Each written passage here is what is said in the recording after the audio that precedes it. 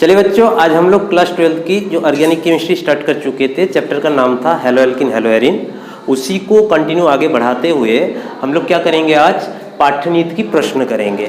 उसमें से 10.7 और 10.8 करेंगे। ठीक, यहाँ पे कुछ क्वेश्चंस है, आपकी बुक में भी है।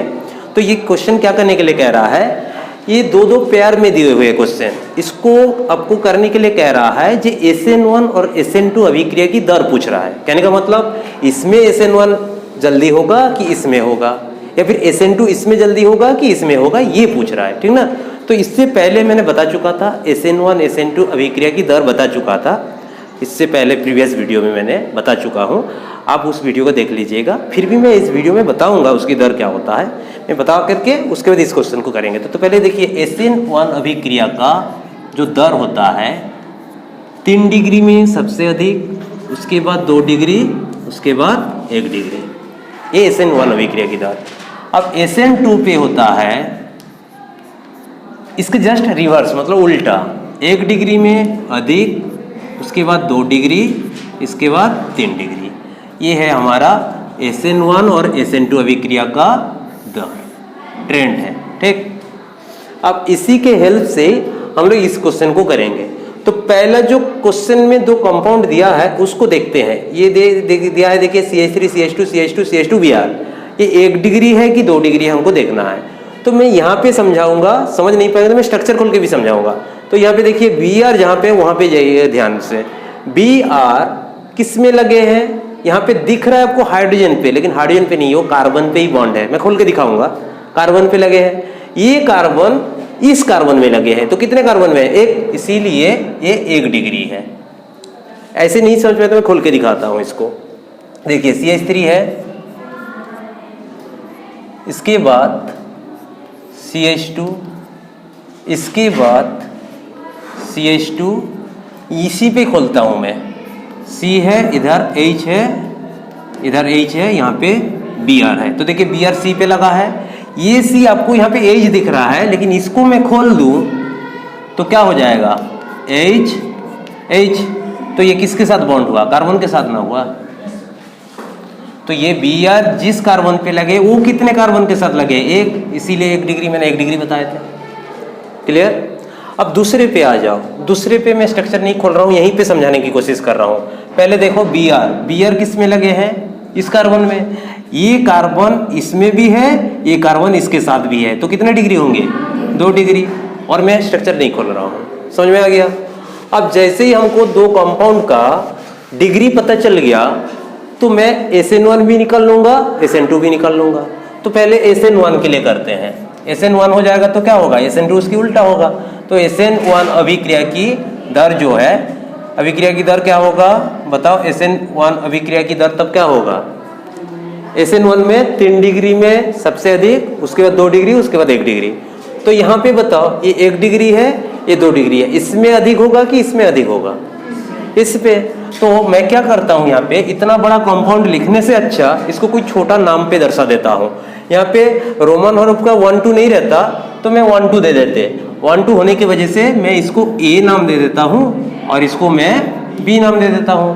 ठीक, तो मेरा क्या आसान हो जाएगा, इतना बड़ा कंपाउंडर लिखने की जरूरत नहीं पड़ेगा। तो मैं क्या लिख दूंगा, तो B में सबसे अधिक हुआ, उसके बाद किस में, A में।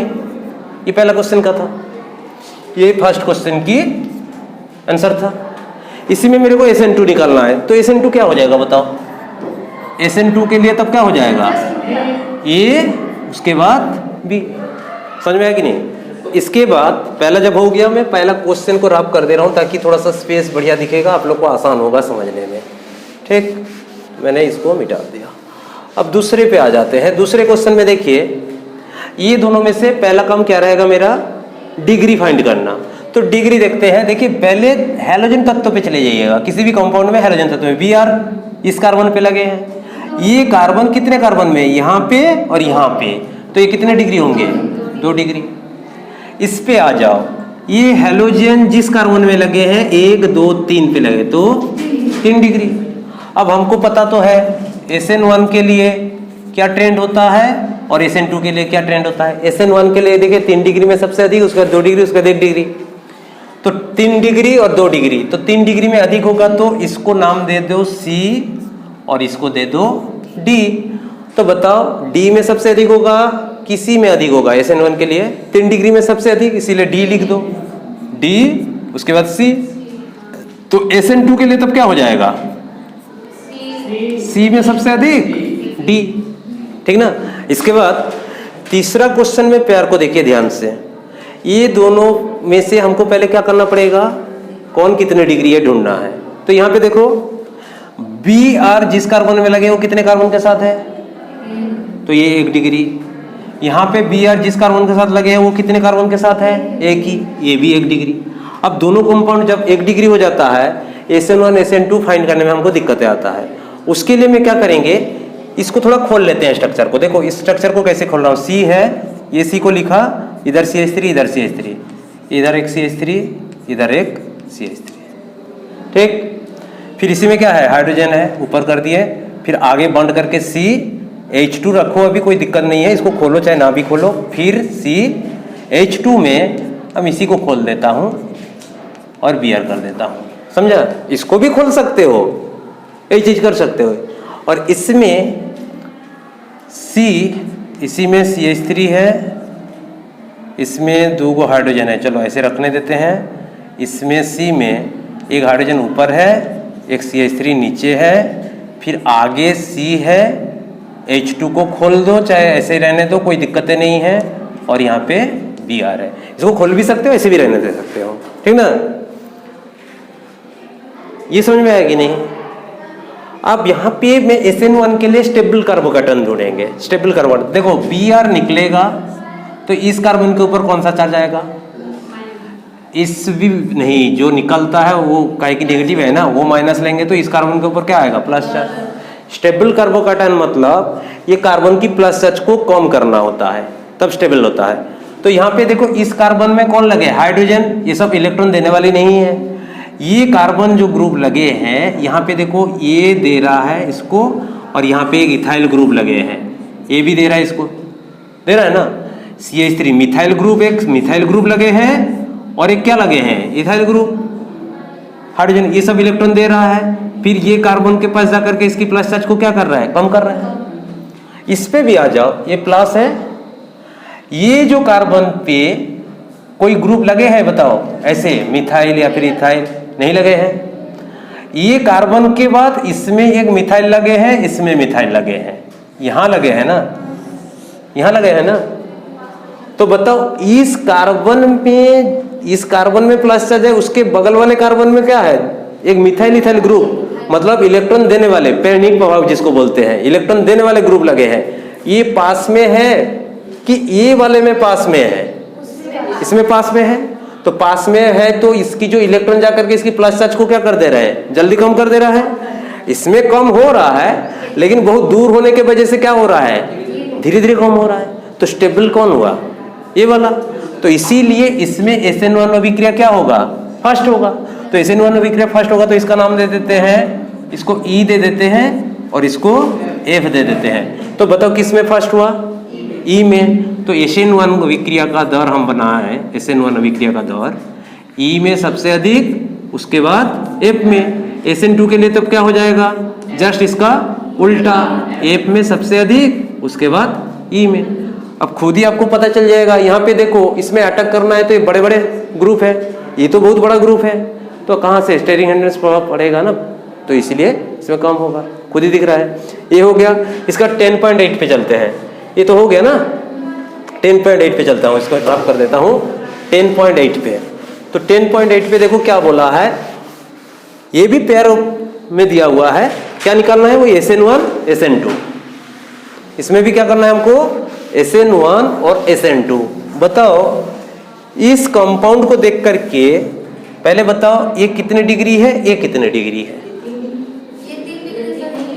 ये 3 डिग्री और ये 2 डिग्री। अब बहुत लोग को तो समझ में नहीं आ रहा होगा, क्योंकि ये बॉन्ड लाइन स्ट्रक्चर है। मैंने इससे पहले बॉन्ड लाइन स्ट्रक्चर भी बता चुका था। तो देखो यहाँ पे जो क्लोरीन है, यहाँ से बॉन्ड जो है यहीं पे एक कार्बन है, क्या है? यहाँ पे बॉन्ड खत्म हो रहा है, यहाँ भी कार्बन है, यहाँ भी कार्बन है, यहाँ भी कार्बन है। तो क्लोरीन जिस कार्बन पे लगे हैं और कितने कार्बन के साथ है? इसलिए 3 डिग्री। यहाँ जो क्लोरीन यहाँ पे आकर के लगे, यहाँ तो कार्बन है, ये है, फिर यहाँ लाइन जा करके ये खत्म हो, मतलब फिर बैंड लिया है, मतलब यहाँ कार्बन है, यहाँ भी कार्बन है, इधर तो है ये है, हमको उससे तो मतलब नहीं है। क्यों? क्योंकि क्लोरीन जिस कार्बन पे लगे वो कितने कार्बन पे, 2, इसलिए 2 डिग्री। समझ में आया? अब हम लोग को तो ये रिएक्शन की दर भी पता है, SN1 में 3 डिग्री में सबसे अधिक, उसके बाद 2 डिग्री इसमें। अब बताओ ये दोनों में से SN1 अभिक्रिया किस में फर्स्ट दिखाएगा? इस पे, और उसके बाद इस पे। हम इसको नाम दे देते हैं, क्या दे दें? चलो M दे देता हूं, या फिर ये भी दे सकते हो, या फिर PQ दे देता हूं। इसको P दे देता हूं और इसको Q दे देता हूं। नहीं समझा? चलो नीचे दे देता हूं, चलो इसको P दे देता हूं और इसको Q दे देता। अरे कुछ भी दे सकते हो, कोई दिक्कत नहीं है। MN भी दे सकते हो। हाँ, खाली 1 2 होने की वजह से मैंने दूसरा नाम दे रहा हूं, और कुछ नहीं है। अब बताओ तब SN1 अभिक्रिया का दर किस में अधिक होगा? 3 डिग्री, मतलब P पे, उसके बाद Q पे। समझे? SN2 के लिए इसी का क्या हो जाएगा बताओ? SN2 अभिक्रिया की दर पहले Q पे, उसके बाद P पे, बस। इसके बाद लास्ट कंपाउंड है, इसको ध्यान से देखो। ये कितनी डिग्री है? 2 डिग्री, और ये 1 डिग्री, क्योंकि यहाँ पे क्लोरीन है तो एक ही कार्बन में है, 1 डिग्री। तो बताओ इसमें जल्दी होगा कि इसमें जल्दी होगा? SN2 इसमें, तो इसको M दे देते हैं नाम, और इसको N दे देते हैं। तो SN1 के लिए किस में अधिक होगा? M में, M ग्रेटर देन N, और SN2 के लिए क्या हो जाएगा? N ग्रेटर देन M, बस यही।